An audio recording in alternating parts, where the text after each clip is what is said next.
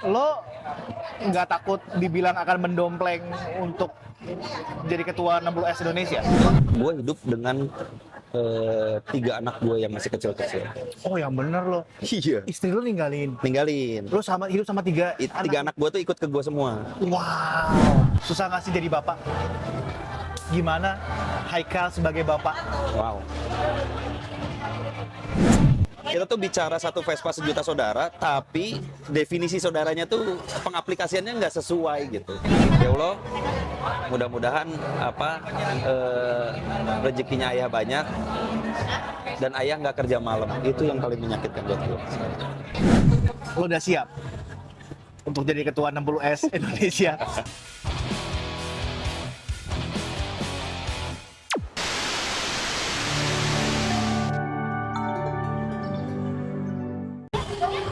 Lo apa kabar hari ini bro?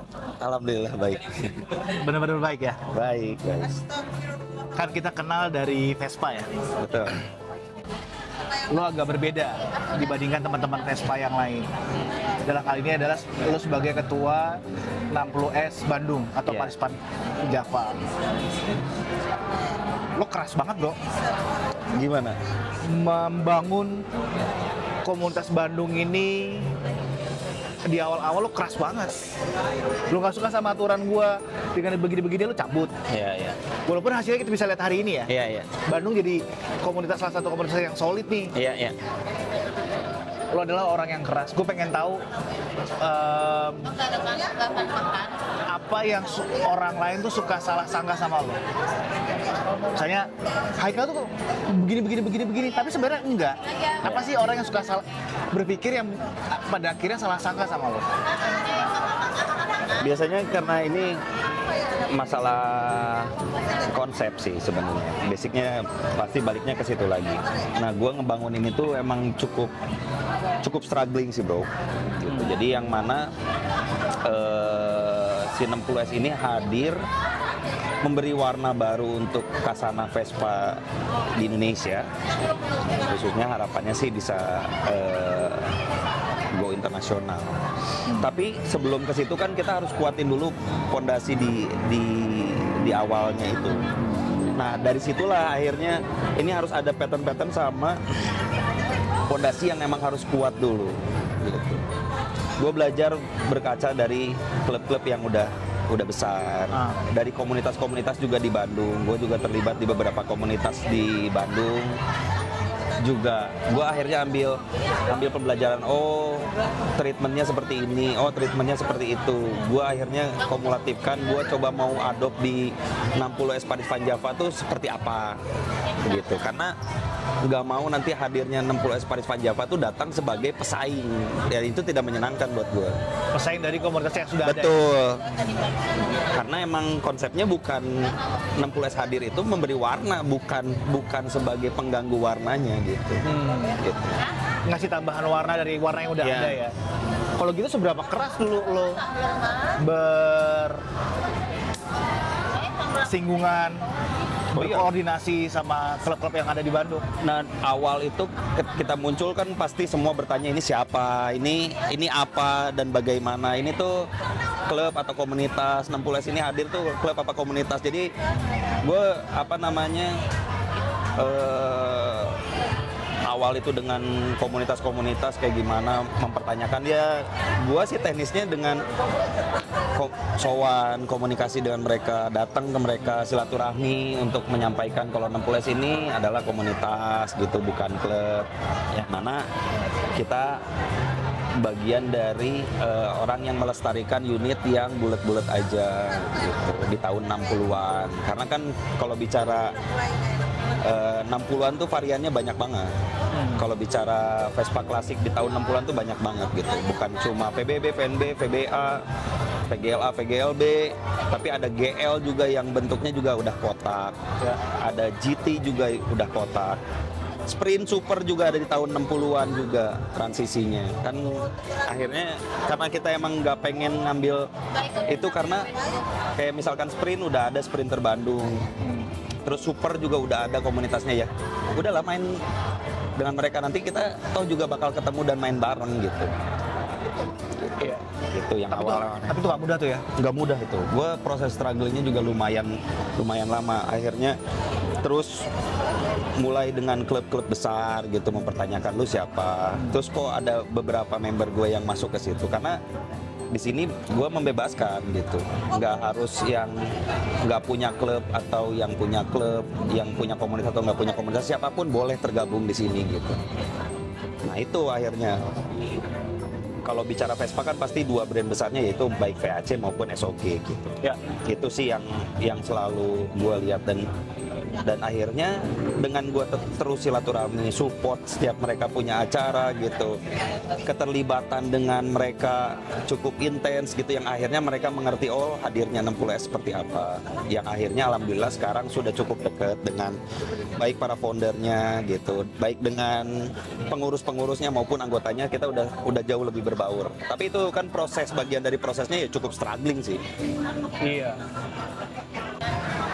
Dengan segala daya dan upaya lo untuk membangun ini semua bersama teman-teman PVJ ya, karena lo juga nggak ngebangun sendiri kan. Akhirnya lo udah selesai Purna Bakti nih, jadi ketua Bandung. Dan sekarang lo fokus di Indonesia. Fokus di Indonesia. 60S Indonesia sebagai Wakil Ketua 60S Indonesia. Wakil Ketua Umum. Wakil Ketum ya. Ketua. Nah,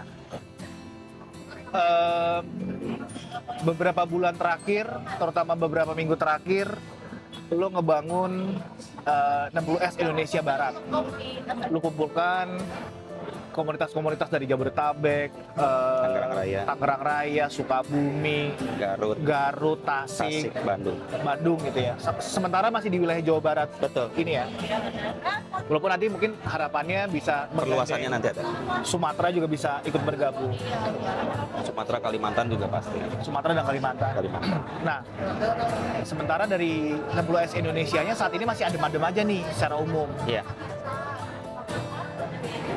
Lo nggak takut dibilang akan mendompleng untuk jadi ketua 60S Indonesia?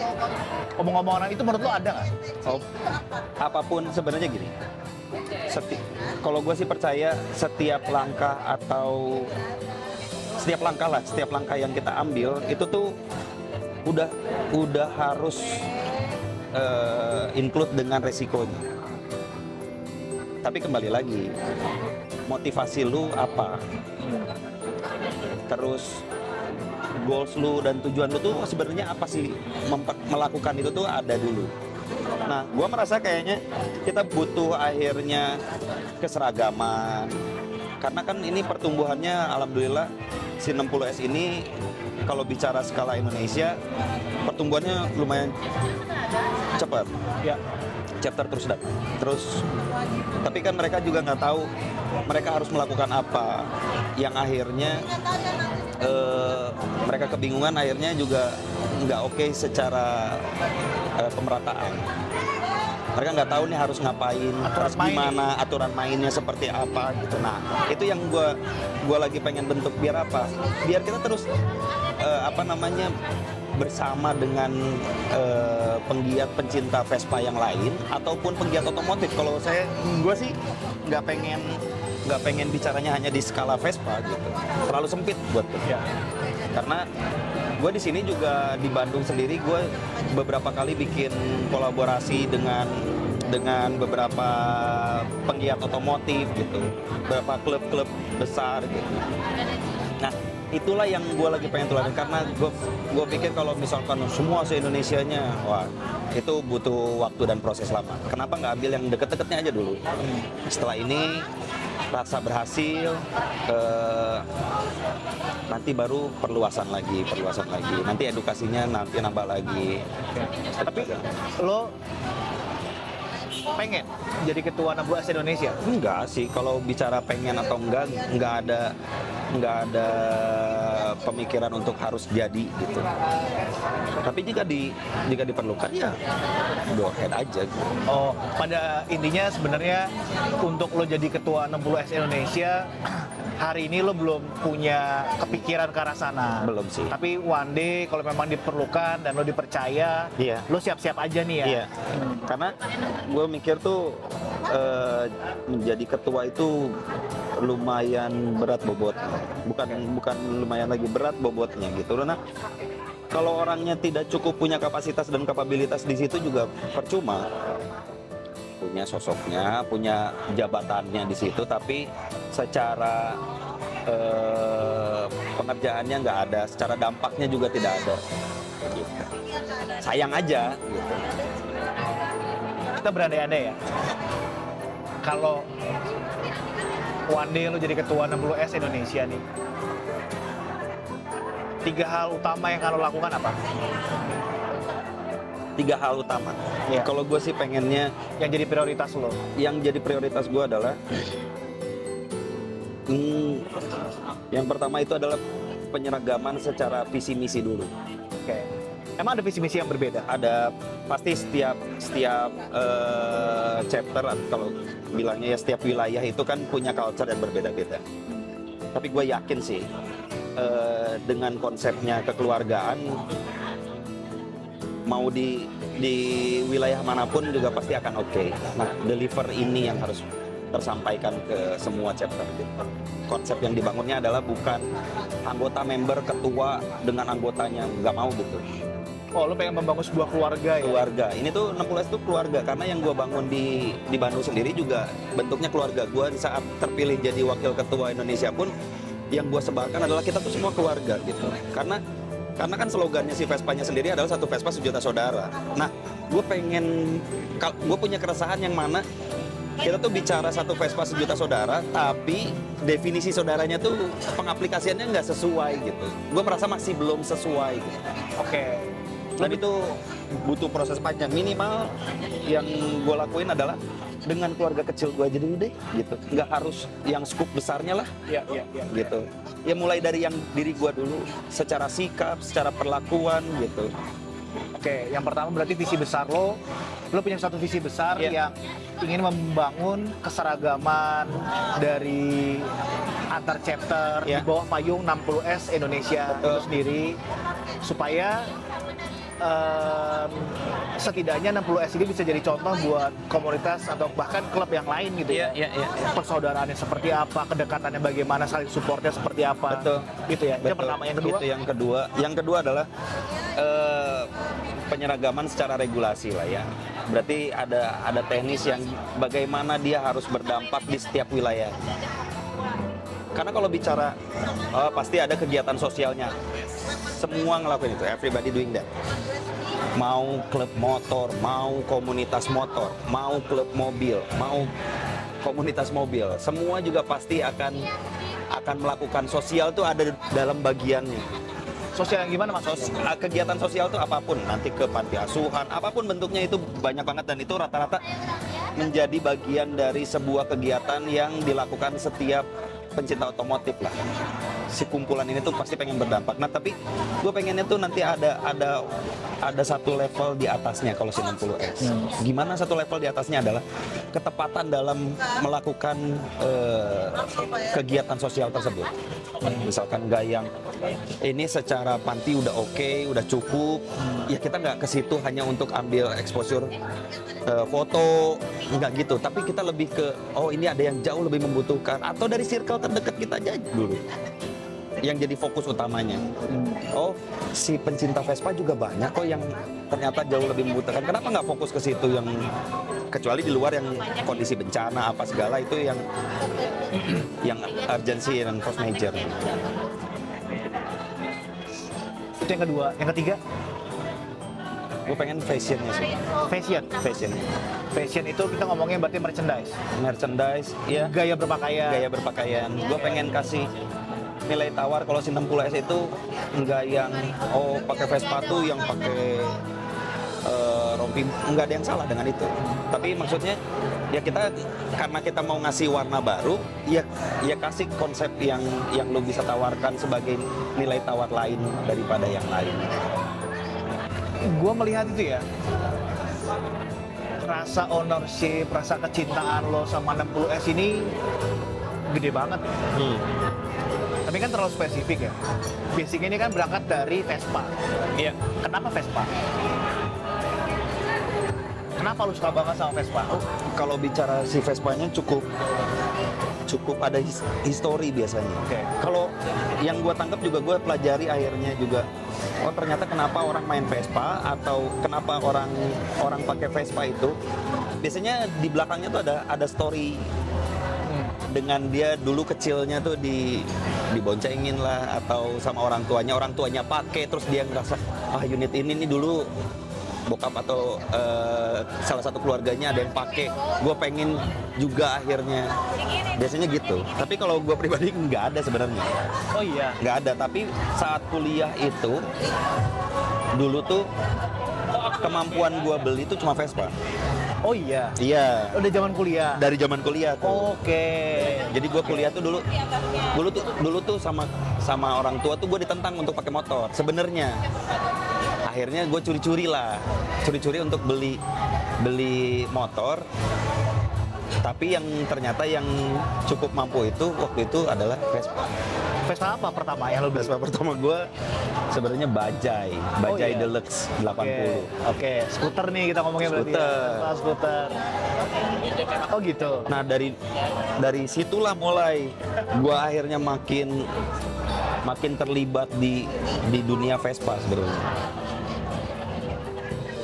Ada salah satu om gua yang ngajak gua untuk datang ke acara-acara Vespa, ikutan Vespa gitu, yang tahu akhirnya Vespa itu seperti apa di klubnya. Gua juga sebenarnya dulu sempat tergabung juga di salah satu klub namanya MSC, bro, Malangbong Scooter Club. Tapi karena gue masih kuliah ya Tim Hore. Iya tim Hore lah gitu. Yeah. Tapi gue sukanya tuh karena mereka beda juga. Si MSC ini tuh adalah dia tuh nggak yang nangkring doang nyimpen Vespa, tapi main bro ke hutan-hutan gitu, camping. Oh iya. Kalau di Sunda tuh ada istilah makan tuh ngeliwet gitu. Dan itu jauh menyenangkan, kekeluarganya dapat banget. Dan konsep keluarga tuh sebenarnya gue ngeliat dari situ dulu awalnya. Gitu. Datang ke event dulu tuh gue akhirnya pelajari perbedaan antara event sekarang sama event dulu. Gue ngeliat pas acara Jamnas 60S kemarin yang di Jogja. Ya, Lo kan berangkat dan pulang dari Bandung ke Jogja kan di gas ya. di riding ya. Gue ngeliat lo bahagia banget. Bener deh.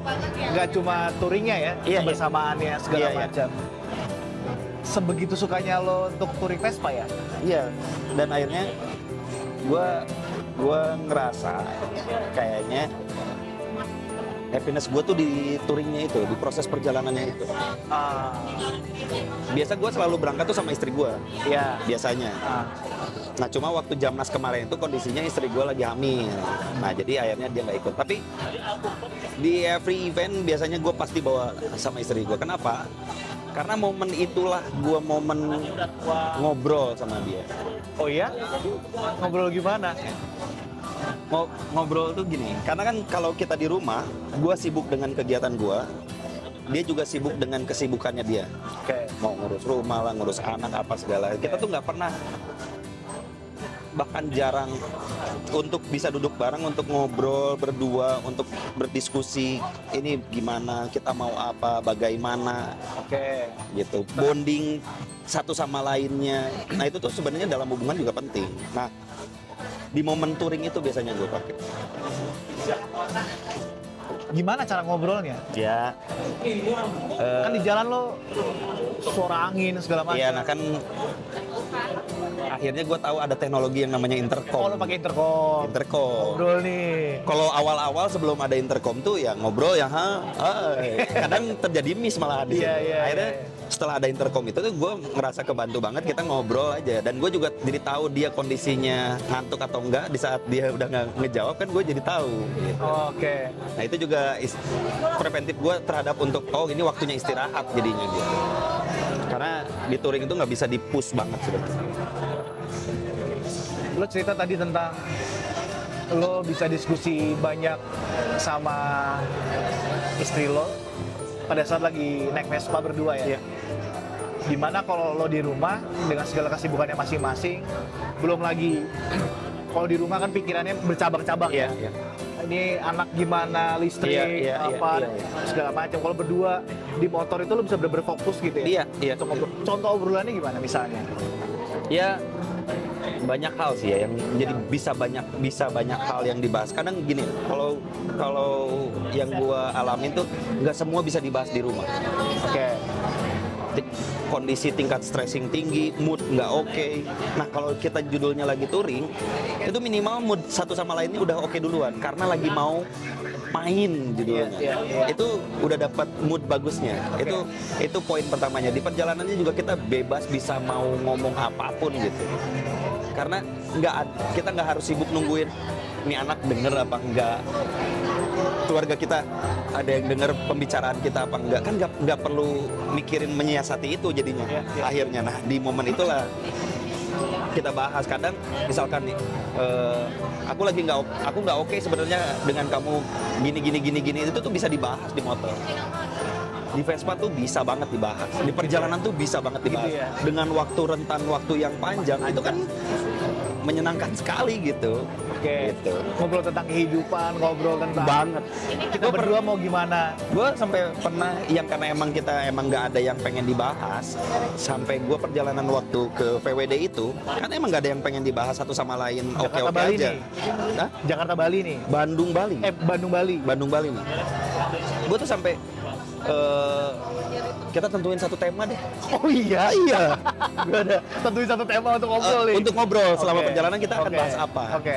Yang awalnya mungkin nggak direncanakan, memang Oke. tidak terencana, tapi emang kita selalu pengen ngobrol aja di perjalanan tuh pengen ngobrol.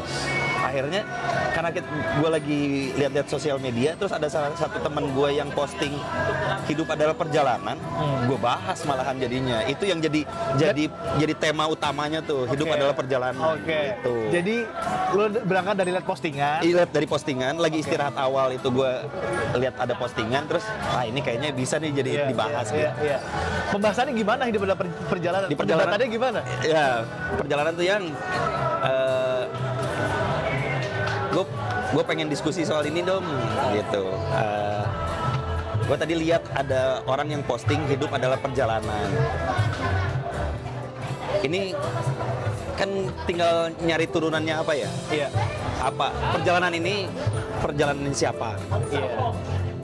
Terus siapa yang mau perjalanan ini? Terus kalau misalkan hanya salah satu oke apa enggak, itu tuh dibahas gitu. Dan nggak selesai itu. Wah, anjing dalam banget ya. Dalam banget. Bener loh, menarik banget ya. Maksud gua kalau kita ngomongin hidup adalah perjalanannya siapa? Perjalanan siapa kita nggak tahu. Iya, kalau misalnya kayak kita berpasangan, gue pengennya ini, dia pengennya itu. Iya. Ada momen untuk bisa berkompromi. Iya. Iya, kan akhirnya menang di gua, menang di lo. Tapi lo bahagia nggak menjalani perjalanan ini? Itu kan poin-poin yang kalau misalkan gue bilang yang touring ini tuh siapa yang mau, kan jadi malah berpotensi debat jadinya. Iya. Nah, gue sama istri gue tuh nggak seneng juga berdebat sebenarnya. Oh iya, Nggak. masa sih? Bukan, maksudnya Kan lo sedang berdebat. di case-case tertentu tuh Oke. yang akhirnya malah menjadikan hanya potensi konflik. Oh, lo tidak suka berdebat yang tidak ada ujungnya, Enggak. yang membuat jadi konflik. Iya, kan kalau misalkan gue bahas ini perjalanan ini gue yang mau, lu kan nggak mau. Terus akhirnya akhirnya kan jadi nggak happy sama-samanya. Tapi kan gue bisa geser karena ada isu yang lagi diangkat tadi. Perjalanan ini siapa? Terus kalau misalkan gue oke, lu nggak oke, gimana? Nah, Terus cara bersikapnya seperti, itu turunannya banyak banget. Wih, menarik banget Banyak ya. banget itu. menarik ya. Satu Menarik. topik bisa. Tapi ini sebenarnya menurut gua tergantung pada akhirnya gimana kita sama pasangan kita kan. Betul. Bentuk-bentuk komunikasi gini kan komunikasi yang sangat terbuka. Iya. Ada beberapa orang yang tidak bisa berkomunikasi seterbuka itu misalnya. Iya. Dan gue yakin lo berangkat dari pribadi yang berbeda, istri Iya. lo juga berangkat dari pribadi yang berbeda. Benturan di awal gimana untuk bisa selaras begini? Iya, karena gue sih percaya hampir di setiap perjalanan gue, di setiap hubungan apapun itu, hubungan tuh nggak selalu hanya pacaran, suami dengan istri, saudara, adik, kakak, orang tua dengan anaknya, pertemanan. Itu tuh kalau gue yakin adalah kunci dasarnya tuh ada 3, bro. Oke. Kunci dasarnya tuh ada 3. Yang pertama tuh komunikasi. Yang kedua tuh saling ngerti. Yang ketiga keterbukaan. Komunikasi, saling mengerti dan keterbukaan. Keterbukaan. Oke. Satu-satu dibahas. Nah, jadi apapun bentuknya, gue mau baik gue ataupun orang yang menjalin hubungan sama gue. Definisinya tuh kan bisa jadi adik kakak, entah itu kakak gue atau adik gue, atau misalkan gue dengan istri gue dengan bokap gue dengan gue gitu, nyokap gue gitu, temen gue kayak lu sama gue pengennya tetap dipakai si 3 kuncian itu. Oke. Komunikasi, lu nggak suka sama gue, lu tinggal bilang aja kalau gue nggak suka kayak gini, dikomunikasiin, tapi jangan akhirnya lu pendem, lu ngerasa oke aja, itu nggak oke buat gue. Oke. Apalagi abis itu ngomongin di belakang sama Betul. anak yang lain segala macam. Nah itulah bentuk akhirnya secara hubungan nggak sehat. Itu yang kita sepakati. Kita itu tuh minimal gue sama istri gue tuh gue bikin kesepakatan dulu. Lu bebas mau ngomong apapun, lu boleh ekspresiin apapun, tapi jangan lupa 3 kunci dasar ini tetap dipakai. Iya. Gue tuh happy loh ngeliat lo sama istri lo bisa Vespaan bareng, jalannya juga jauh ya. Bandung, Bali, Lombok dulu, malah pulangnya tuh dari acara Bali itu gue ke Lombok dulu, berdua doang malahan itu. Lombok baru ke Bandung aja. gas lagi balik Gas lagi. Edan. Nggak tahu begini. Itu momen pertama kalian jalan jauh berdua ya? Iya. Banyak dramanya nggak waktu itu? Ada dramanya, gue malah dari berangkat sempet crash di Jogja. Gitu. Wah itu sebenarnya kalau diceritain bisa dalam banget bro. Oh iya? Iya, karena di crash itu kan kalau buat anak Vespa tuh kayak si datang ke acara PWD tuh penting banget. Iya, lebarannya anak Vespa nih. Wah, momen VWD untuk di Indonesia tuh susah banget itu. Iya. Karena pertama kalinya VWD ada di Indonesia dan pertama kalinya keluar dari Eropa dan itu langsung Indonesia. Itu pertama. Terus kita juga nggak akan pernah tahu kapan itu bakal balik lagi si VWD-nya di Indonesia. Gue bakal ketemu itu apa enggak kan gue nggak tahu. Nah jadi hal-hal itu yang akhirnya gue udah ketakutan. Baru sampai Jogja bro, belum setengah perjalanan itu. Belum setengah perjalanannya. Crash dan istri gue cedera parah. Jatuh. Astaga, kakinya bengkak, terus ada dislok juga. Aduh, Guanya juga bengkak sebenarnya. Tapi gue malah sebenarnya gue yang nggak bisa jalan gitu.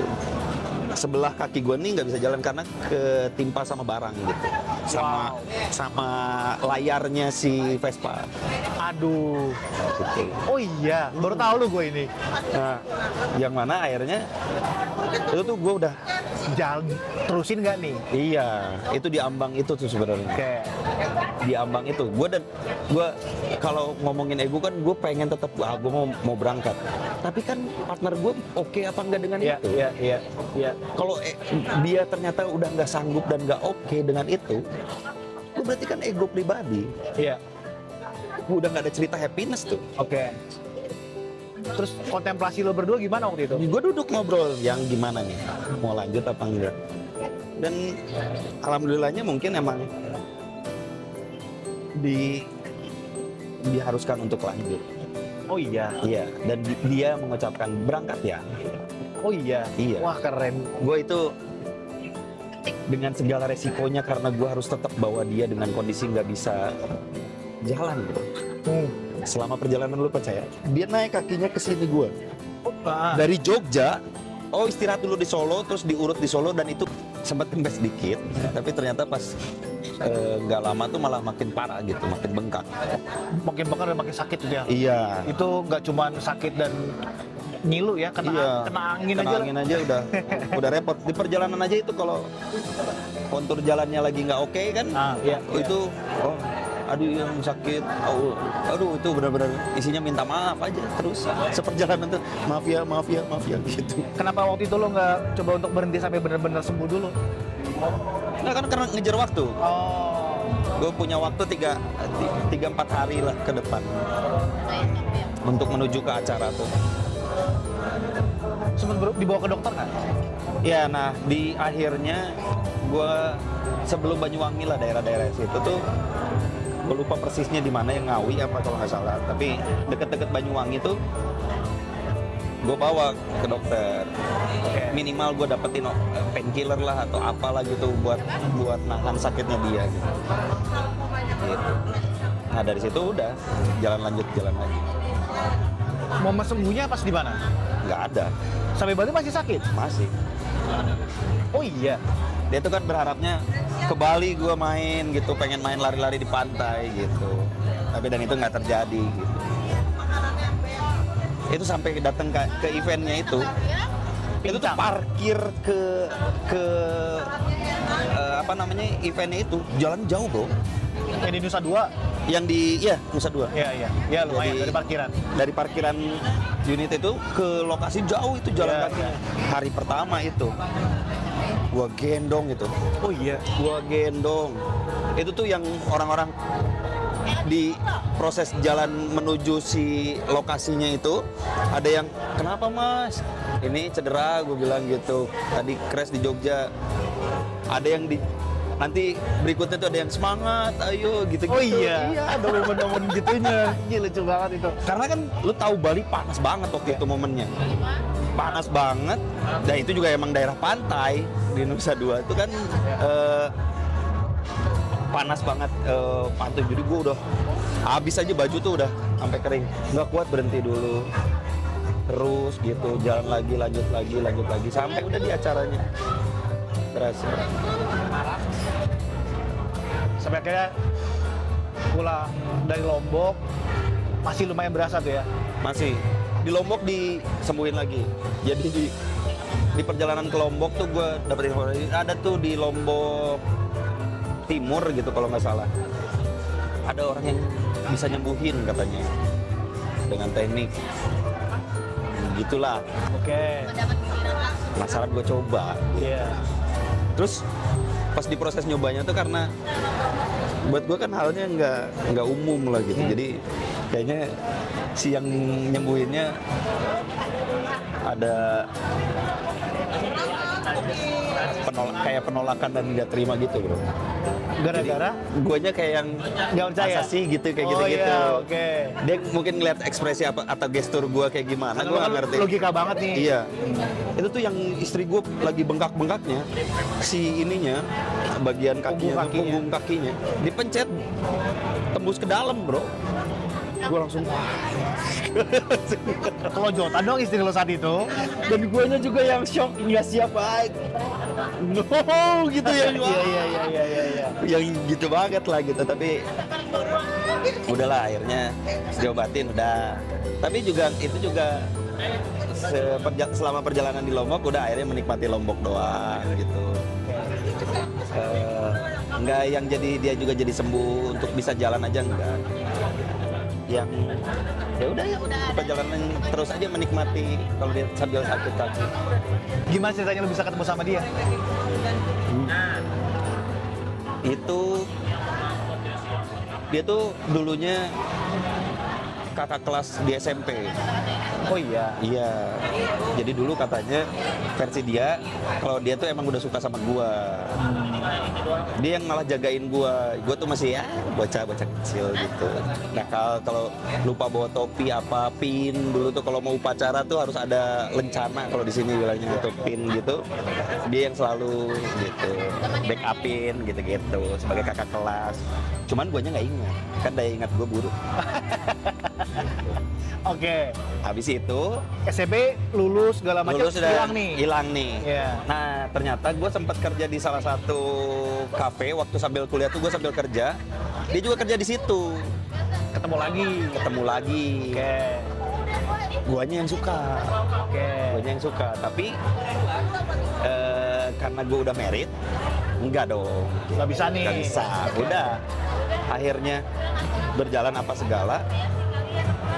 Udah jadi gua dengan keluarga gua dan dia juga akhirnya menikah dengan keluarganya. Oke. Keluarganya gitu. Udah berjalan. Nah, setelah gua divorce terus momennya nyokap gua meninggal waktu itu. Terus dia ngucapin.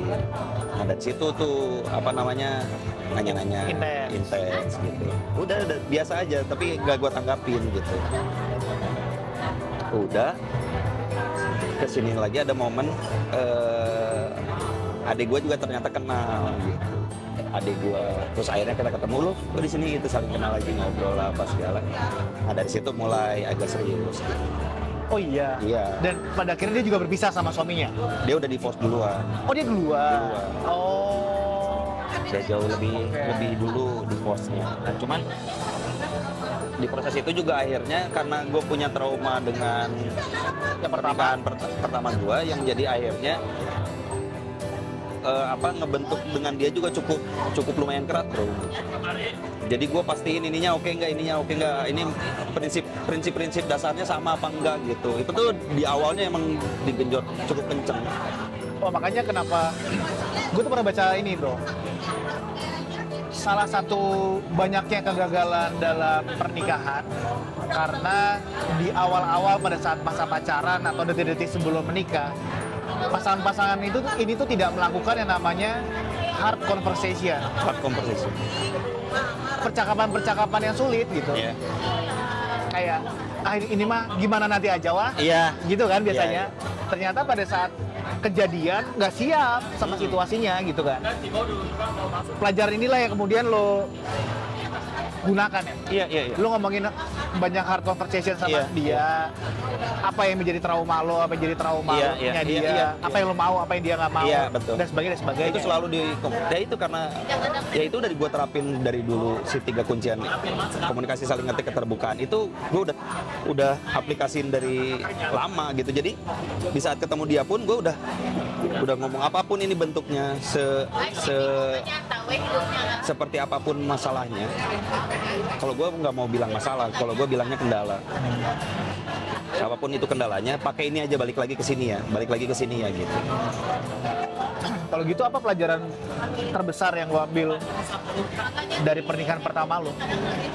Karena di luar sana mungkin yang nonton juga banyak yang baru mau menikah. Siap.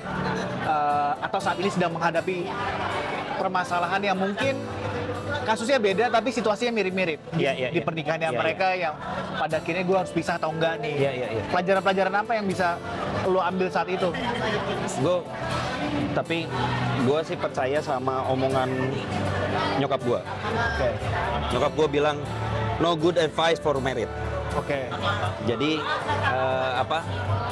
even gue juga ceritain ini bagus, positif, atau ternyata bisa diaplikasiin oleh siapapun, ini juga bukan bisa gue bilang good advice, enggak juga. Enggak, cuman mungkin bicaranya kalau di konteks di hubungan tuh komunikasi sih. Komunikasiin aja apapun itu. Lu nggak suka bilang aja nggak suka. Jangan karena lagi proses pendekatan, proses pacaran itu kan biasanya ada jaim-jaimnya tuh. Jaim-jaimnya lah, terus akhirnya nggak coba terbuka. Aslinya tuh lu nggak kayak gitu, terus setelah merit malah lu tunjukin aslinya. Itu tuh rata-rata, dan akhirnya pasangan lo kaget. Iya, atau sebaliknya lo yang kaget sama gitu. Dan rata-rata ngomong tuh gimana habis merit, beda banget ternyata, gue nggak nyangka kalau bini gue tuh karakternya gini, sifatnya kayak gini. Ini baru tahu setelah nikah. Nah, lo kenapa sebelumnya lo bisa nggak tahu? Itu kan pertanyaan besar guanya yang jadi akhirnya. Lo kok ini nggak pernah dibicarakan? Lo tuh sebenarnya aslinya kayak gimana? Berarti lo ada jaga image, dan itu juga beresiko. Kalau misalkan pacaran bisa putus nyambung, bro. Dan itu oke-oke aja. Tapi masa kalau nikah harus jadi kawin cerai, kan enggak. Nah, itu yang akhirnya kita sama-sama bangun waktu itu. Jadi komunikasi lo di pasangan yang pertama buruk banget waktu itu ya? Iya. Ketidaksiapan sebenarnya. Kesiapan mental itu kan penting juga. Iya sih. Gitu. Kesiapannya baik secara kita bersikap ke pasangan kita gitu, maupun pasangan kita terhadap kita. Siap nggak kita nerima kondisinya seperti apapun? Gitu. Wow. Gitu. Kalau gitu pertanyaan gue berikutnya, susah nggak sih jadi bapak? Gimana Haikal sebagai bapak? Wow. Jelek. Kalau udah bahas itu tuh pasti bahas anak-anak soalnya. Gue ada momen yang nggak oke, karena bukan karena di postnya doang sih, tapi gimana cara ngebangun anak-anak tuh ternyata maknanya dalam banget jadinya gitu. Kayak kita kan sebagai laki-laki, sebagai imam, sebagai bapak yang secara porsi orang berpikirnya itu adalah laki-laki yang cari uangnya, si ibu yang ngurusin anak-anaknya. Ya. Jadi cuma fokus cari nafkah aja gitu. Ternyata enggak, anak-anak tuh enggak hanya butuh nafkahnya doang. Jadi sayangnya, waktunya itu juga bagian. Nah itu tuh momen itu tuh gua baru dapat setelah gue ditinggalin. Gue divorce itu tuh gue hidup dengan 3 anak gue yang masih kecil-kecil. Oh yang bener loh. Iya. Istri lu ninggalin. Lu Hidup sama 3 tiga anak gue tuh ikut ke gue semua. Wow. Dan itu momen yang gue bilang berat buat gue. Titik terberatnya tuh di situ sebenarnya. Karena gue di momen yang bersamaan gue harus jadi bapak, di momen yang bersamaan gue harus jadi ibu. Yang secara experience gue nggak pernah duduk untuk menjadi seorang ibunya gitu. Sosok seorang ibunya tuh enggak juga gitu. Karena gue sibuk dengan kerjaan gue. Gitu. Ini kejadiannya berapa tahun yang lalu? 2018. Gimana lo hidup dengan 3 orang anak yang masih kecil-kecil, bro? Gila. Gue itu kondisi terberatnya gue lah, di downnya gue lah. Gue sempet istilahnya nge-grab bro, nge-grab mobil. Jadi gue tuh pagi nganterin anak gue yang ada yang daycare, ada yang sekolah. Beres itu gue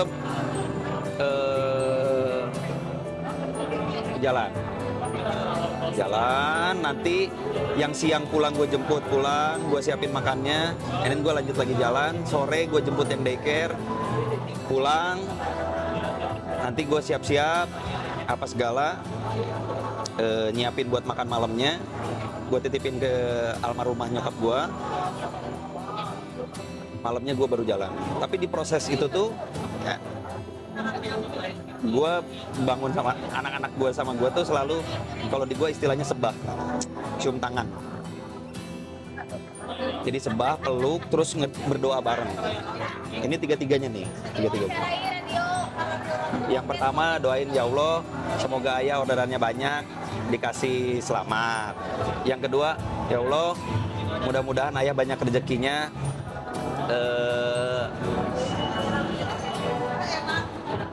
dikasih sehat. Yang ketiga ini juga, ya Allah mudah-mudahan rezekinya ayah banyak dan ayah nggak kerja malam. Itu yang paling menyakitkan buat gue. Anjing, berat banget bro. Itu dia ngomong kayak gitu, gue udah bilang, sayang ayah nggak bisa kerja, kan ayah juga keluarnya juga malam.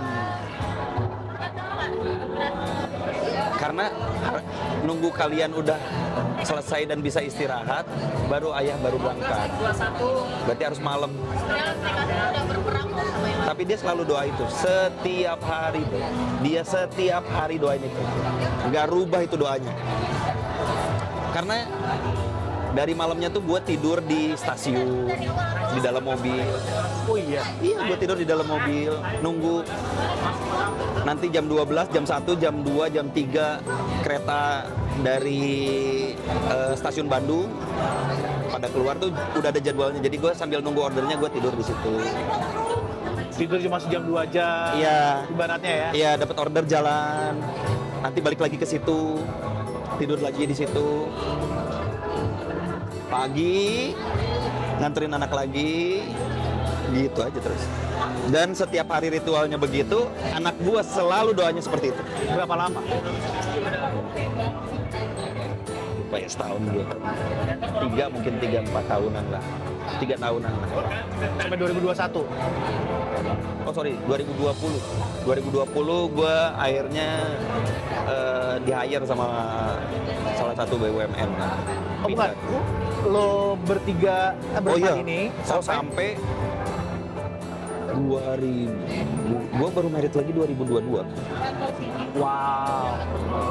Gua makanya mengerti kekhawatiran dan trauma lo. Apakah si pasangan baru lo ini bisa menerima 3 anak? yang menolak Betul, ini? itu salah satunya. Iya Trigger kan? gue itu kayak standarnya tuh dia bisa terima anak gue dulu apa enggak, gitu. Dia bisa masuk ke situ apa enggak, memperlakukan anak gue layaknya anaknya dia. Gue pun begitu terhadap anaknya. Dia bawa berapa anak? 2. 5. Dari pernikahan lo berikutnya lahir 1. 6 anak lo sekarang. Keren. Strong. Hidup gak orang muda ya bro. Hidup penuh dengan plot twist ya. Orang taunya Vespaan, ketawa-ketawa, hai. Lo nggak tahu aja gimana kehidupan yang udah gua alamin selama ini. Dan apakah kehidupan seperti ini yang ngebentuk lo jadi sekeras ini bro? Iya. Mungkin ya. Gue nggak tahu ya. Tapi Kayak lo berpikir itu memprediksi apa yang akan terjadi. Iya. Preventif supaya ini nggak jadi terjadi. Iya. Gue selalu berusaha untuk bola panasnya. Gue pernah dibilangin, Kal, jangan sampai bola panasnya selalu ada dulu. Jadi gue selalu berusaha untuk jadi pribadi yang baik, nggak pernah mau punya musuh, nggak pernah berusaha bikin intriks apapun gitu, untuk jangan sampai bola panasnya ada di lu, Kal, gitu. Dan itu pun nggak menutup resiko gue akan kena. Iya. Nggak mungkin. Iya, seenggaknya lo mengurangi resikonya. Gue reduce resikonya. Iya. Resiko masih akan tetap ada. Ada, nggak mungkin nggak ada. Dengan lo hari ini jadi bapak 6 orang anak, potensi untuk mendidik 6 orang anak itu Woi, juga nggak mudah kan. ngeri, Ngomongin Bos. biaya sekolah, biaya kehidupan pribadi. Wah, gila. Menurut lo, sorry istri lo namanya siapa? Sylviana Savitri. Sylvia. Lo kan udah masuk tahun ketiga tahun ini. Ya. Dia bahagia nggak sama lo? Kalau bicara bahagia, gue berusaha untuk bilang nggak tahu. Karena kalau gue bilang bahagia, itu baru bahagia versi gue, bukan bahagia versi dia. Jadi gue selalu bilang sama dia, gue nggak pernah tahu bisa bahagiain lu apa enggak. Tapi hanya usahaku aja yang terus menuju untuk membahagiakan. Hanya itu aja. Begitupun sebaliknya. Apa yang membuat si Sylvie bahagia menurut lo? Banyak. Akhirnya karena kesamaan yang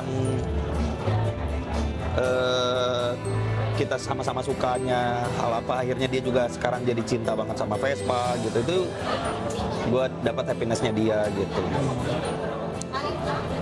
Dia seneng kalau misalkan jalan sama anak-anaknya, itu aja yang dilakukan.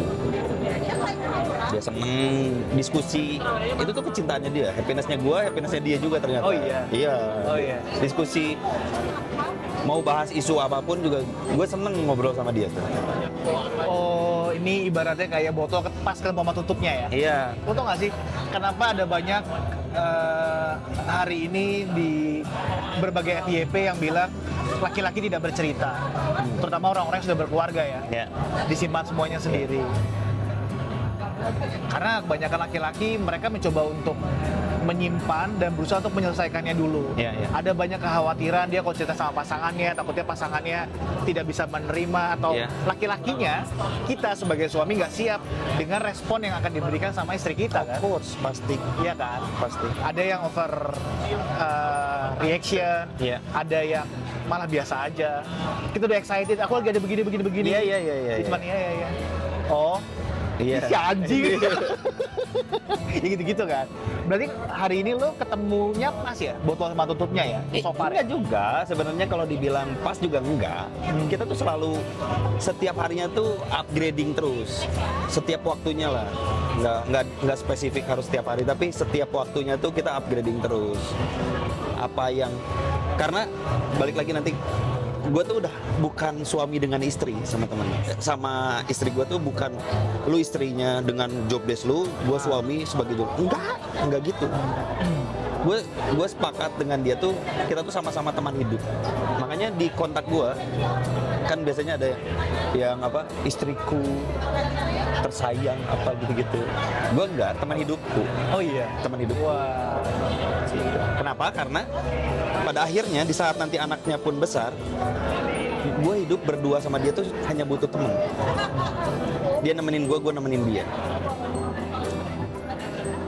Dan gue nggak mau konsepnya karena suami istri, ini kan kewajiban lu sebagai suami, ini kan kewajiban lu sebagai istri, nggak gitu.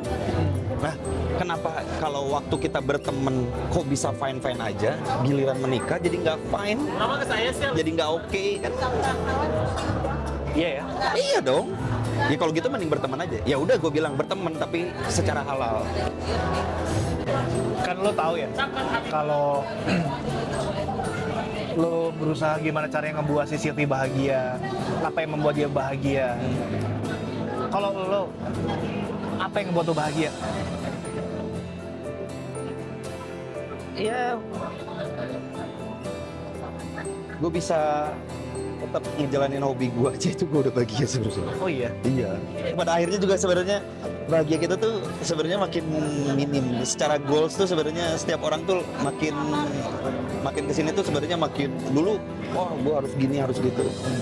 Pada akhirnya tuh enggak. Nanti hanya akan terfokus ke situ. Gitu. Artinya lo yang dulu orang yang sangat ambisius, Iya. pelan-pelan mulai tuh hilang Iya. tuh ya. Fokus lo saat ini adalah gimana lo bisa bahagia sama keluarga lo. Iya. Kapan lo terakhir bener-bener bahagia, Kak? Ya lo bahagia, Bang. Bahagia banget. Bahagia banget. Waktu si komunitas gua ini kembali guyup, Oh iya. gua ngerasain sampai nangis yang oh ternyata emang gua bisa jadi dampak terhadap ini tuh bahagia gua. Bahagianya gua tuh sebenarnya simpel, bisa berdampak positif buat orang lain aja itu udah. Oh gitu. Minimal orang terdekat gua.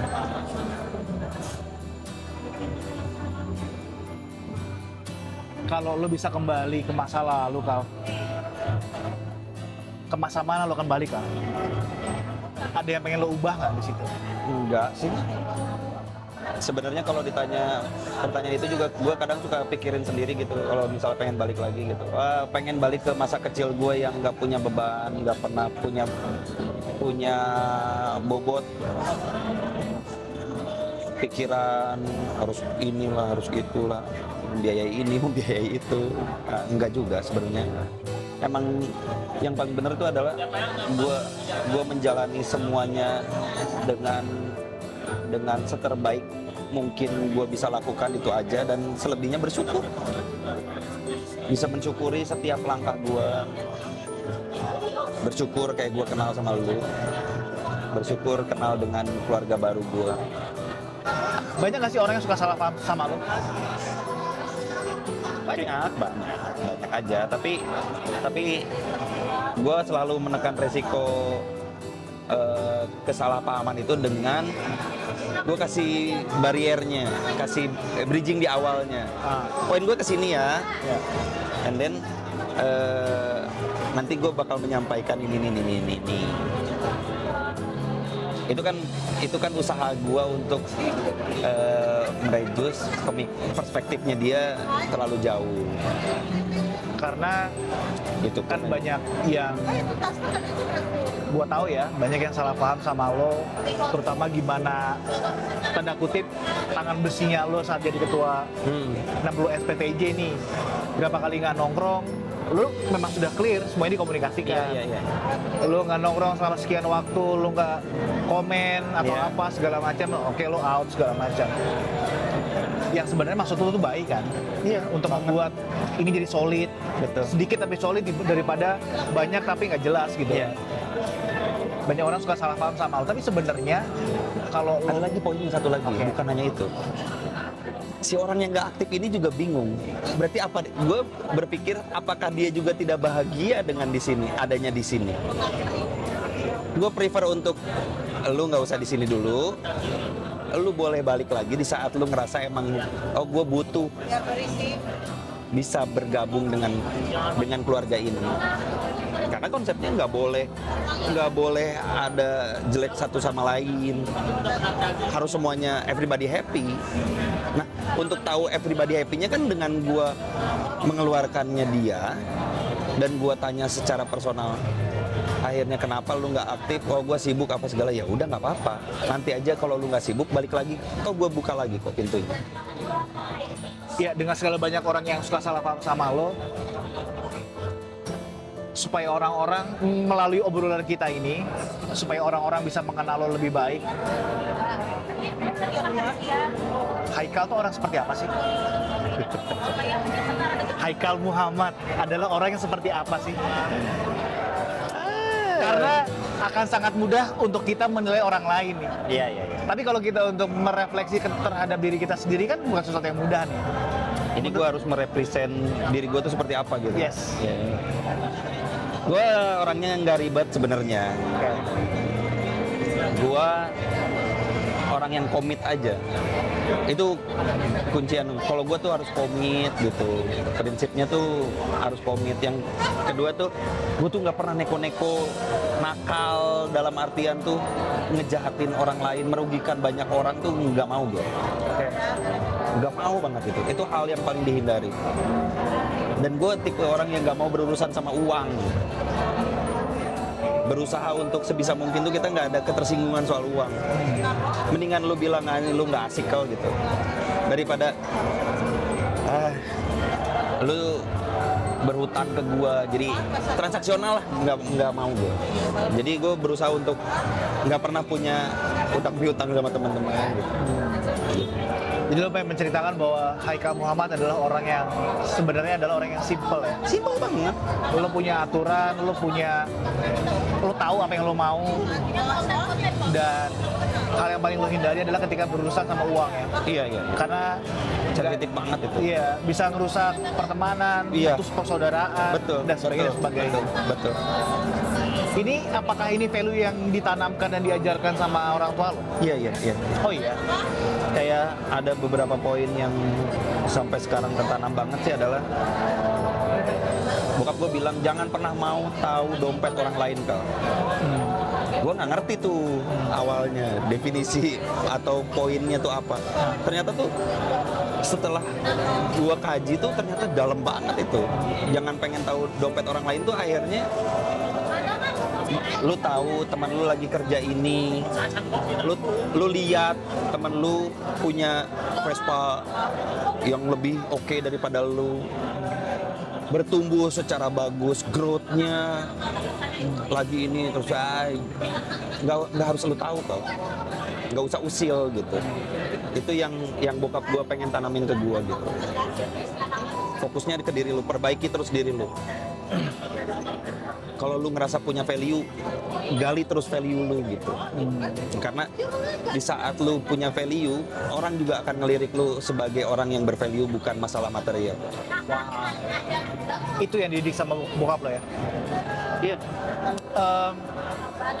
Kalau gitu gimana masa kecil lo, Kak? Lo dididik pada saat masa kecil, Keras banget sih. tumbuh dan kembang lo tuh gimana sih sebenarnya? Lumayan keras lah, bokap gua tuh lumayan keras lah. Oh iya. Berimbangnya nyokap gue yang sangat lembut sekali. Dari kecil memang di Bandung? Di Bandung gue. Gitu. Gue lahir di Saudi, besar di Bandung. Kok bisa lahir di Saudi? Karena bokap gue dulu kerja di sana. Oke. Gitu. Ngebangunnya tuh emang dari gue kecil bokap gue cukup keras, dan anak kedua tuh lumayan struggling gitu, harus nurut sama kakaknya dan mengayomi adiknya gitu. Itu uniknya di posisi tengah gitu. Anak kedua tuh gimana? Iya. Belum dapat kasih sayang yang cukup, muncul Udah lagi. gitu. Nah, akhirnya ya banyak hal yang akhirnya terbangun gitu setelah gue dulu malah sama bokap gue tuh waktunya minim banget, sibuk banget. Oh iya? Iya. Tapi nyokap gue yang fully nggak pernah kemana-mana, nggak tahu Bandung, nggak tahu bahasa Sunda, nggak tahu apapun, nggak bergaul, diem hanya ngurus anak.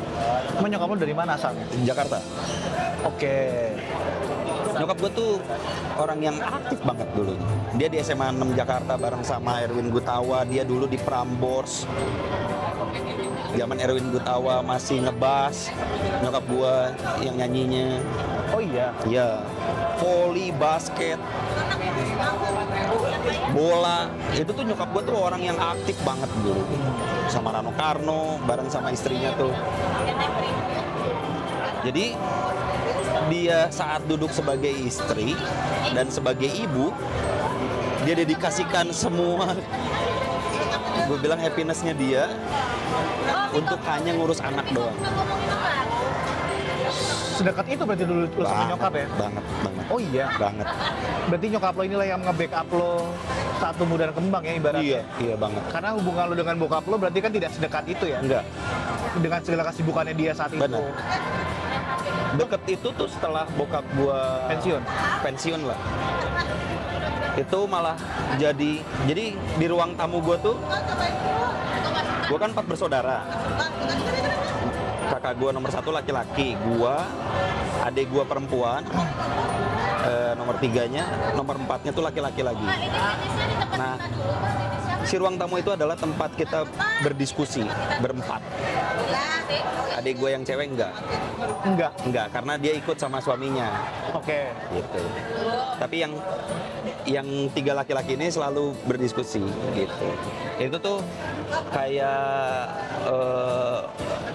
bahas apa, teknik manajemen, belajar manajemen di situ, belajar marketing di situ. Itu tuh kita satu sama lain bahas gitu.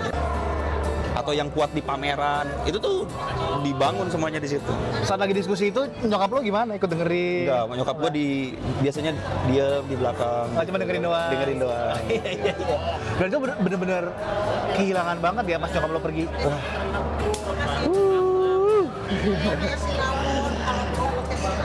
Tahun berapa? 2021. Wow, pas lagi COVID ya? Iya. Itu gue ternyata laki-laki tuh hancurnya tuh kalau nyokapnya nggak ada, bro. Hancur sehancur-hancurnya gue. Bulan puasa, hari Jumat, mau Jumatan nyokap gue meninggal. Di hari baik, di bulan baik. Gue percayanya itu. Cuman lu percaya nggak ya, sambil sholat Jumat itu gue nggak berhenti nangis. Itu pertama kalinya sholat yang bener-bener wah, nangis-nangisnya gitu. Gue nggak siap kehilangan nyokap gue gitu. Gue nggak siap nggak adanya dia gitu. Momen wah itu gila lah gitu. Buat gue sih nggak bisa dideskripsiin kayak apa rasanya itu, tapi gue bisa bilang itu hancur sih. Hancurnya gue tuh di situ. Sebagai laki-laki tuh hancurnya di situ. That's why motor gue ini yang Vespa-nya itu gue namain nyokap gue. Jadi lo udah siap untuk jadi ketua 60S Indonesia 2025-2027? Gak tahu. Gak tahu, tapi kalau orang rasa gue cukup punya kapasitas dan kapabilitas di situ untuk 60S, sekarang kayaknya gue mau melakukan apapun. Karena ini bukan hanya rumah dalam definisi doang. Kan biasa kita kalau kumpul di sebuah kumpulan gitu ya, kalau bilang ini rumahnya kita gitu, tapi gue pengen bilang ini rumah seutuhnya rumah gitu. Ayo kita satu frame untuk bilang ini rumahnya sama-sama gitu. Keluarga yang dibangun tuh bukan hanya di lisan, tapi emang kita harus aplikasiin layaknya berkeluarga. Gak mudah loh. Nggak akan mudah memang, karena ada teman gue kemarin juga ngomong, gue ke gue manggilnya selalu ketu ya. Gue sama istri gue aja nggak cocok. Dia bilang gitu, gue nggak cocok, gue cocok-cocokin. Apalagi gue sama lu dan sama saudara-saudara kita yang lain yang ada di keluarga ini. Setelah kita bisa di keluarga ini nyocok-nyocokin, itu automatically kita bisa nyocok-nyocokin dengan komunitas lain, keluarga klub lain, yang akhirnya karena kita juga sepakat untuk sama-sama bersaudara. Prosesnya adalah orang yang terdekatnya dulu aja, kumpulan kecilnya aja dulu. Nggak usah muluk-muluk untuk bilang, nanti mimpi besarnya seperti apa. Nggak harus gitu. Tapi minimal kalau kumpulan kecil ini sepakat dengan itu, kita bisa kasih poin positif untuk yang lain, dampak positif untuk yang lain. Akhirnya orang juga mengcapture. Nggak perlu kita jadi bilang, dia ngikut-ngikutin ini. Nggak perlu tuh. Bahasa-bahasa itu buang-buangin aja. Biarin aja. Selama itu ternyata dampak baik, itu harusnya jadi happiness-nya kita. Karena lu hidup tapi nggak bermanfaat juga buat apa? Kenapa gue bilang gak mudah dan lu juga setuju? Karena di 60S ini anggotanya ini kan tanda kutip orang-orang dari kalangan tertentu kan? Setuju. Yang mana dia mungkin di pekerjaannya punya posisi, punya jabatan. Jadi ada benturan ego di sana. Setuju. Terlebih komunitas ini ketika kita ngomongin tentang kepengurusan, masing-masing dibagi bertanggung jawab untuk menghandle apa dan sebagainya dan sebagainya. Ketika mereka tidak menjalankan pekerjaannya, nggak bisa ngasih punishment nih. Nggak bisa kan? Kalau pekerjaan dia nggak deliver output atau outcome-nya, ada SP dan sebagainya. Kalau di sini kan susah ya. Gimana lo akan menghandle itu ketika lo jadi misalnya one day 60S Indonesia sebagai ketua? Ya itu tadi ya, si kuncian-kuncian itu tuh sebenarnya yang mengikatnya. Karena kalau ngomong negur, ngasih punishment itu kan nggak bisa. Ya. Dan gue juga nggak akan expect, gue nggak pernah akan menyimpan harapan, ini akan seperti ini, seperti itu. Tapi gue terus tularin rasanya aja. Di saat gue bisa bersaudara dengan lu, kan kita udah nggak ngitung-ngitung lagi masalah duit. Di saat gua yang jatuhnya minta tolong, bro, bantuin gua di bagian ini, lu akan melakukannya dengan sukarela. Tapi itu dibangunnya bukan transaksional, bro. Nggak seperti perusahaan yang lu kerja, KPI lu masuk, SLA lu oke, lu akan dapat segini dengan insentif sekian. Kan nggak gitu, itu kan bukan transaksional. Ini kan hobinya buat kita nyari happy. Kalau ini ide gila aja ya, yang terbesit di kepala gua. Kalau organisasi ini nanti ke depannya ketika keuangannya sehat misalnya ya, dibentuk seperti organisasi atau perusahaan di mana pengurus-pengurus intinya dapat insentif. Siap. Nggak harus besar tapi ada insentifnya. Ada. Jadi ketika dia tidak deliver, kemudian bisa jadi bahan untuk diskusi nih. Lu setuju nggak? Setuju aja. Kalau Boleh-boleh aja selama tidak mengganggu pattern-pattern berkomunitasnya aja. Karena emang ya itu balik lagi, resiko-resikonya juga kan akan banyak kalau menuju gitu. Tapi bukan berarti nggak bisa aja. Gue selalu trial and error kok. Nggak tahu pola apa yang works, treatment seperti apa yang akan cocok dan bisa diterima. Terus aja. Pola ini nggak bisa, ganti pola, bukan ganti orang, ganti polanya. Polanya yang dibenerin, treatmentnya yang dibenerin, caranya yang dibenerin, fokusnya tuh ke situ. Yang sama-sama mengkajinya tuh, harusnya begini, harusnya begitu. Jadi gue titip pesan. Nanti kan sebentar lagi kita kan ada Jamnas nih. Ya. Di Sukabumi ya? Insya Allah di Sukabumi. Insya Allah di Sukabumi. Mudah-mudahan dimudahkan. Berarti PR pertamanya adalah ngebangun komunitas yang menjadi lebih solid sebagai keluarga. Keuangannya juga harus sehat. Karena ketika keuangannya sehat, bergeraknya bisa lebih leluasa kan. Termasuk kalau mau membangun strategi memberikan insentif kepada pengurus inti dan sebagainya. Bisa berdampak lebih banyak gitu, positif. Tapi ini pertentangannya kan banyak loh. Apa? Iya, misalnya ntar dibilang pengurus intinya akan ada insentif dan sebagainya. Ya, karena gue percaya ya, setiap langkah ataupun apa yang kita lakukan tuh resiko untuk ada yang pro dan kontra, suka dan tidak suka. Dan gue percaya kita nggak bisa membahagiakan semua orang. Kita tidak bisa menyenangkan semua orang karena kita hidup di kumpulan yang punya egonya masing-masing. Ini tinggal mau nggak satu sama lain, ngerti satu sama lain. Mau nggak ini dikomunikasikan. Betul, apalagi kalau kita ngomongin tentang komunitas Vespa aja ya. Dari sekian banyak gue ngobrol sama teman-teman abang-abangan dan sebagainya. Pertentangan antara anak Vespa lama dan anak Vespa baru juga kenceng banget, bro. Kenceng banget. Lu mah anak Vespa baru, lu nggak ngerti perjuangannya dulu gini. Oh iya, bro. Gue ngerasain 2 transisi itu, bro. Iya kan? Banget itu. Tapi kadang yang karena gue adalah anak Vespa baru ya, abang-abangan yang jadi anak Vespa lama ini juga kan pernah jadi anak Vespa baru, yang dia juga dulu digituin sama abang-abangan lagi, ya nggak sih? Iya. Jadi memang Resiko itu mah ada aja. Iya, pro kontra, setuju nggak setuju, biarkan ini jadi dinamika yang ngebuat namanya keluarga, ada ribut, ada diskusi, biarin aja gitu ya.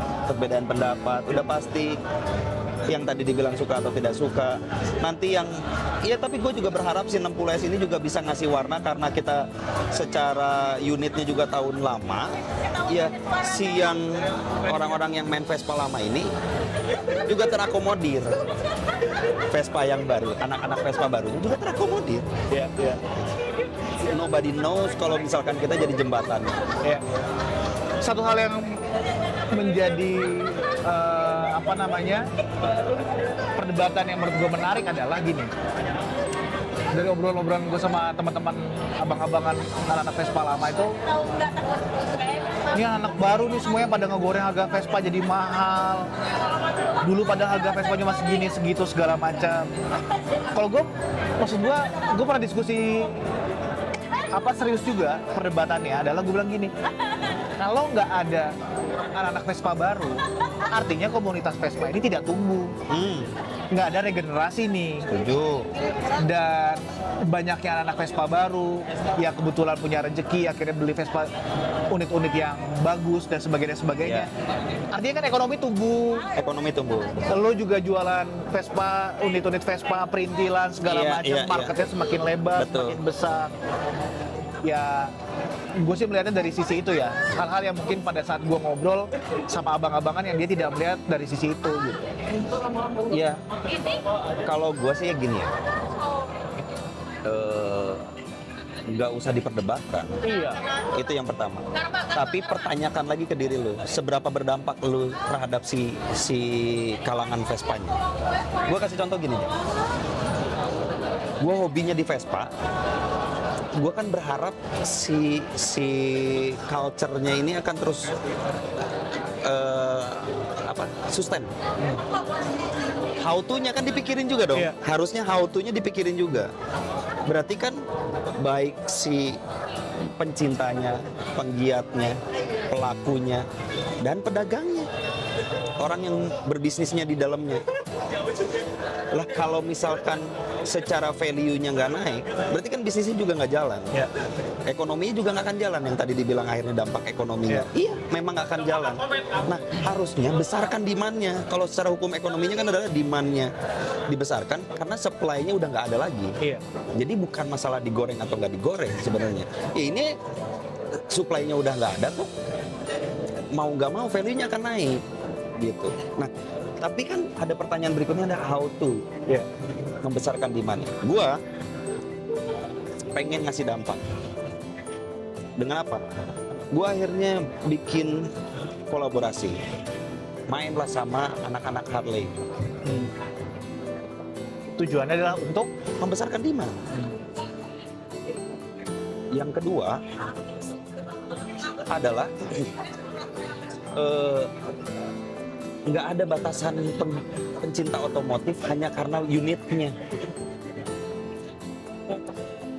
Gue berpikir waktu kolaborasi dengan Harley Davidson itu, HDCI lah ya, Harley Davidson Club Indonesia itu, Bandung utamanya.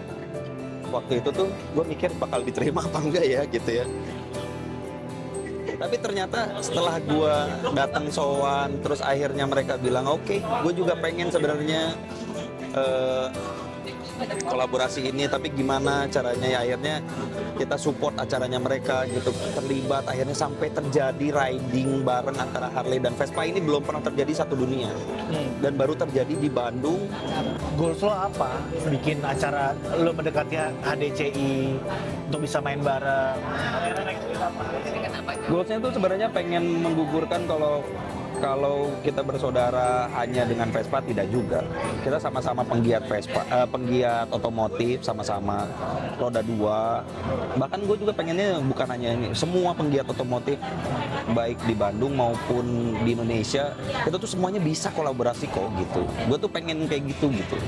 Jangan hanya yang Vespa main sama Vespa. Itu udah jelas pasti main. Yang Harley juga mainnya cuma sama Harley, enggak juga gitu. Harapannya sih gue pengen bisa nggak ya ke situ, ya dicoba aja gitu. Yang akhirnya terjadi atau tidaknya ya dicoba aja, dan akhirnya terjadi. Dan di situ pun momennya akhirnya boleh silakan Mas.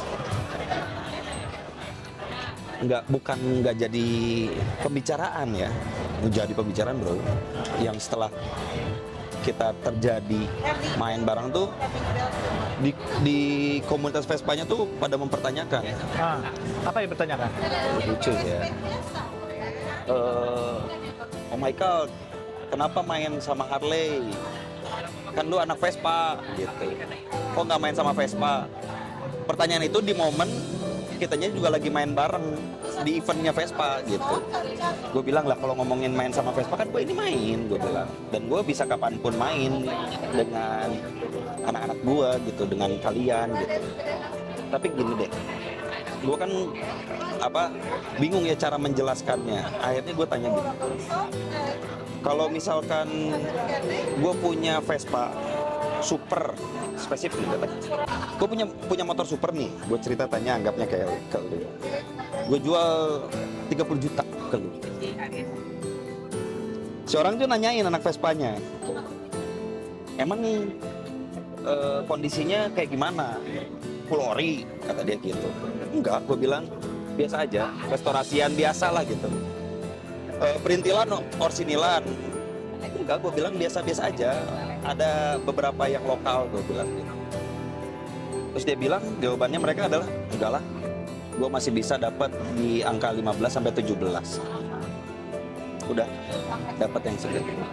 Gue bilang, that's why gue tawarin ke anak Harley.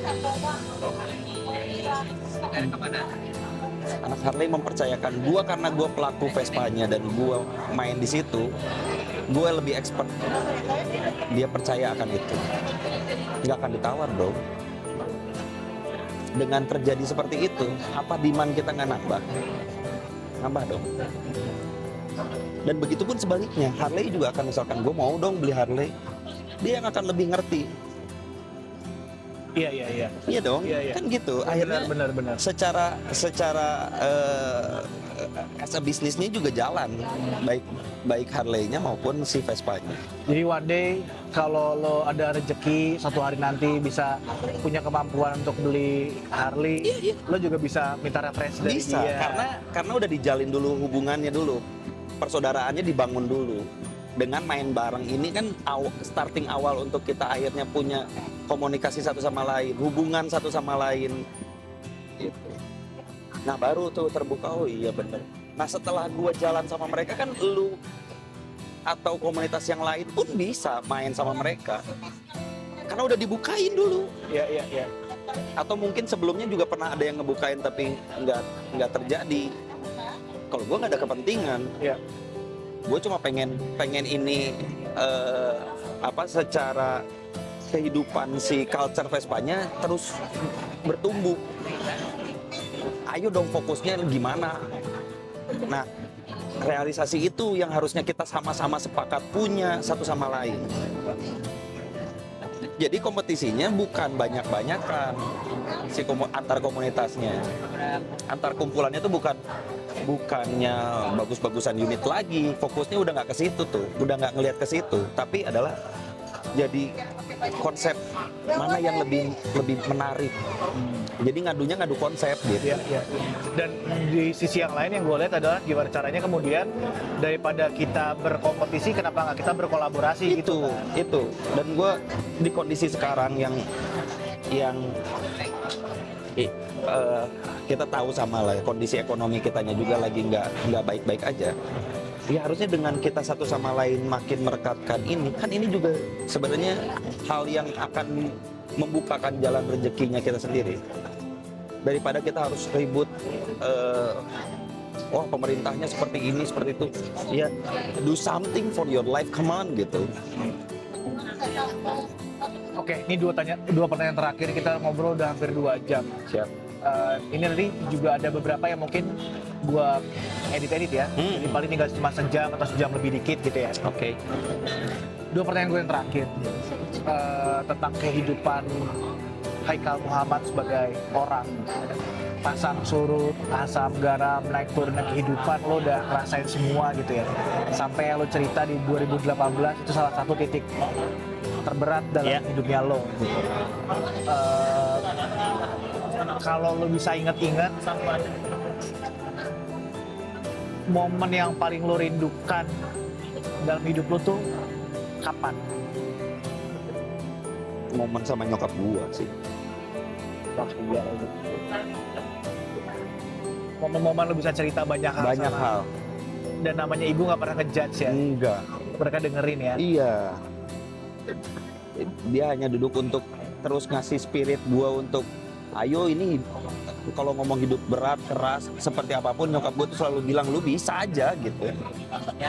Dia nggak mikirin poin akan masalahnya di mana, seperti apa gue menyikapinya, gue menjalaninya seperti apa, tapi dia fokus untuk ke guanya, untuk lu harus tetap jalanin ini, bukan dimasalahkan tapi lu jalankan. Wow. Ya itu momen yang mungkin loss-nya gitu. Dan gue berharap sih kalau pengen ada gitu sampai. Lo tau gak sih, kita tuh kadang dalam hidup itu sadar atau enggak kita tuh sering pakai topeng di luar untuk kita terlihat baik-baik aja. Iya. Yang banyak hal yang kita tutup, banyak hal yang orang lain nggak perlu tahu nih. Bagian gue yang ini, bagian yang itu, segala macam. Ada banyak amarah dan dendam nggak sih dalam hidup lo? Yang selama ini lo, oh ya, udah, lo ikhlasin aja semuanya? Enggak. Gue tidak pernah menyesali hidup gue. Yang pertama itu yang selalu gue bangun. Gue nggak pernah pengen punya dendam dengan siapapun. Gue malah terus, gue sudah sejauh bermanfaat apa sebagai manusia. Wow. Gue nggak mau fokus gimana orang ke gue, tapi gue ke orang. Good. Yang akhirnya gue nggak punya kesempatan atau ada ruang untuk gue berpikir orang lain kenapa harus begini sama gue. Gue nggak punya, nggak dikasih kesempatan untuk itu akhirnya karena gue sibuk ngurusin gue udah sejauh apa, lu udah sebaik apa kau sebagai manusia. Oh, orang pasti bakal bilang gue udah sehabis-habisan apa. Emang kalau misalkan ikhtiar, lu udah sekencang apa? Lu bilang ikhtiar lu udah paling baik. Versi siapa? Itu yang selalu gue tanyain ke diri lu. Versi siapa? Versi lu. Versi orang oke apa enggak? Mungkin ya lu masih malas-malesan sebenarnya gitu. Sadar atau enggak ya, nilai-nilai kehidupan yang lo anut hari ini adalah nilai-nilai yang diajarkan sama salah satu cabang ilmu filsafat yang namanya Stoicism atau Stoik. Stoik itu mengajarkan untuk gimana kita hidup itu bisa lebih santai, menyikapi hidup dengan cara untuk kita nggak fokus dengan hal-hal yang nggak bisa kita kontrol. Omongan orang, Nggak gimana bisa. pikiran orang ke kita, ini sesuatu yang nggak bisa kita kontrol nih. Stoicism mengajarkan kita fokus sama sesuatu yang bisa kita kontrol aja. Gimana kita bersikap ke orang lain, tetap berbuat baik. Apapun resultnya, apapun hasilnya, bagaimanapun reaksinya mereka, udah biarin aja. Biarin aja. Karena ini sesuatu yang bisa kita kontrol kan. Iya. Dan ini ya hal yang membuat lo bisa tanda kutip tenang Iya. hari ini ya. Oke. Pesan gua terakhir ini sebenarnya lebih kepada ke orang-orang, juga termasuk kalau, karena gini, satu hal yang lain itu kadang ada satu hal dalam hidup kita yang kita tutup banget, Ya. yang kadang ini nggak pengen tersentuh sama orang lain. Oke. Hal yang selama ini kita jaga, kita tutup, jangan sampai tersentuh. Ya. Gue nggak tahu lo ada atau enggak, Ya. tapi harusnya sih ada ya. Ya. Hal yang benar-benar lo jaga tentang pride, tentang aib, tentang Ya. ketika lo disinggung ini lo tersinggung nih. Kadang tiap orang kan batas ketersinggungannya beda-beda. Beda-beda. Iya kan? Pesan gue yang terakhir buat teman-teman semua dan juga buat lo adalah mudah-mudahan kita bisa memaafkan atas apa-apa yang selama ini nggak ingin kita ucapkan. Ya. Thank you banget Haikal udah ngobrol selama ini. Mudah-mudahan one day kalau lo jadi ketua 60S Indonesia, gue ini coba ngejorok-jorokin lo aja ya dari tadi. Mudah-mudahan bisa ngebawa komunitas Vespa 60S ini jadi jauh lebih guyup, lebih baik, Amin. dan lebih solid kekeluargaan. Kan ada satu poin lagi ya. Gue pengen kasih tahu buat lo semua. Satu poin ini. Kalau bicara Vespa, selalu pegang dan gue selalu tebarkan ini adalah bervespa itu menyenangkan dan pastikan kalian harus senang gitu. Bervespa itu menyenangkan, dan itu adalah sesuatu hal yang harus kita pegang. Ini adalah pesan dari Haikal Muhammad. Sampai ketemu lagi di obrolan-obrolan berikutnya. Bye-bye. Thank you bro. Thank you.